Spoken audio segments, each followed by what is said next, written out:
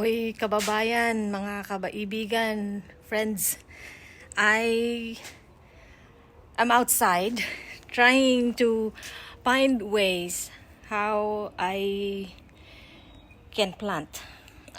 Good thing my mom has spread some seedlings of mustard at home, and I am in the process of replanting them right now. I have this pot that has mustard seedlings. I have some small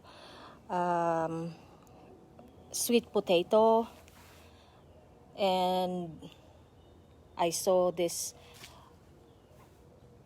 tomato that just sprouted in this pot. So for this to grow, I have placed some sticks so it can be protected. My point, and I have some seedlings here. These are very tiny. My point is, at this time, I know that everyone is panicking where to buy, and what to do at this coronavirus crisis. It is not only happening in China, in Italy, in Iran, or in Korea. It can happen anywhere. As one of the Filipino blogger who posted today, or I don't know when he posted it, it's about being proactive and follow the rule. Stay indoor, stay and isolate yourself at this time, because that's the only way really we can prevent this coronavirus from spreading. And while we're home, we can actually do something worthwhile. We don't really have to panic where to buy. We can actually create things at home or plant. And once you have enough food, you can even share. It's most important that we don't only think of ourselves, but also think of our neighbors and the people who may be needing our help. Our food resources doesn't need to just be for our own families alone. Maybe among our neighbors, among our friends, let us invest on asking them, what do you need? And if we have, we can share to one another. This is the time that we really need to do a bayanihan spirit.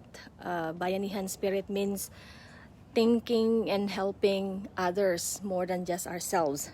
And today I have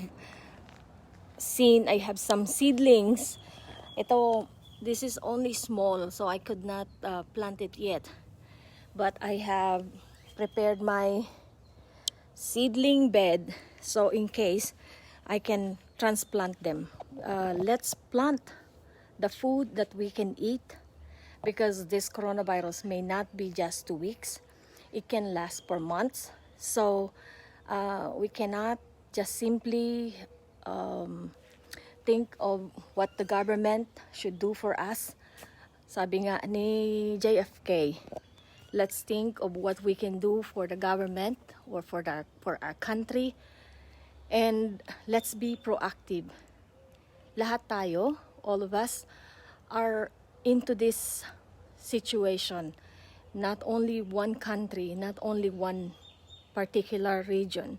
It's the whole world is suffering from the scare of this coronavirus. We really don't need to be scared if we try to love one another and care for one another. Even one pot, I was able to transplant the seedling of this mustard. Sabi nga, Jesus even said, if we have the faith of a mustard seed, then we can move mountain. What if we plant mustard? Then we can even feed a lot of people. We may not be able to feed the whole mountain, but we can actually save many lives if we plant. So my point is, let's plant. Everything lies in our hands, and our connected effort, our united effort will save many lives, especially our hands.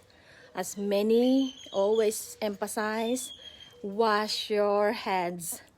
And washing hands is the most effective way to stop the spread of this disease. Do not touch your eyes, your nose, or your mouth, and avoid people as much as possible at this time. I'm a healthcare worker, I'm an ER nurse, and I don't want to see you getting sick. Our nurses, our doctors, our healthcare workers, our EMT are the first ones who are actually going to get very affected by this. And we need to be proactive. We need to really take care of one another. And as I'm emphasizing in here, let's plant. This is the time we have time. And what do we have? As long as you have a pot or with soil, do something, plant something. We don't have to rush to the store to buy this young onion if you have one. Luckily, I have some kale at home, but this is not going to be enough. But anything that we have at home is better than nothing. I saw a basil plant the other day in store and I bought. So I planted it last night. Hopefully it will grow. If I have basil, some pepper, I know it will not be enough or may last for a long time, but also those plants will give us joy when we see them. Greens and different colors are actually beautiful to the eyes and also can help our health. Even when you have onion and you wanted to throw some this onion that's been not used, I actually decided to just drop it in the soil. I was surprised. The onion is actually did not it's stuck. I was trying to replant it and it won't move, so I think this will grow. As well as this cabbage that is bad in my refrigerator. I decided to throw it in the soil and now it is growing. So my point is, let's plant while we have time, and it will also help us to be happy when we see this beautiful creation coming out when we plant them. Marami ako ngayong, I have some wild celery that I used to just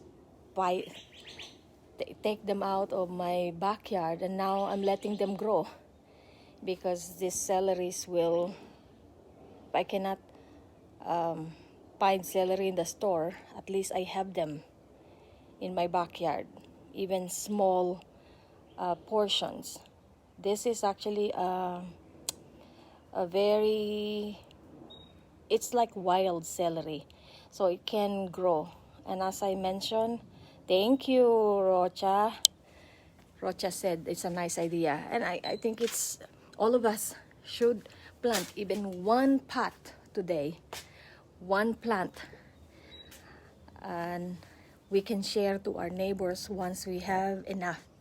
Kahit po talbos ng kamote, kahit anong klaseng kamote, itanim ninyo, lalong-lalo na sa ating mga kababayan dyan sa Pilipinas. Sabi nila, wala silang kakanin.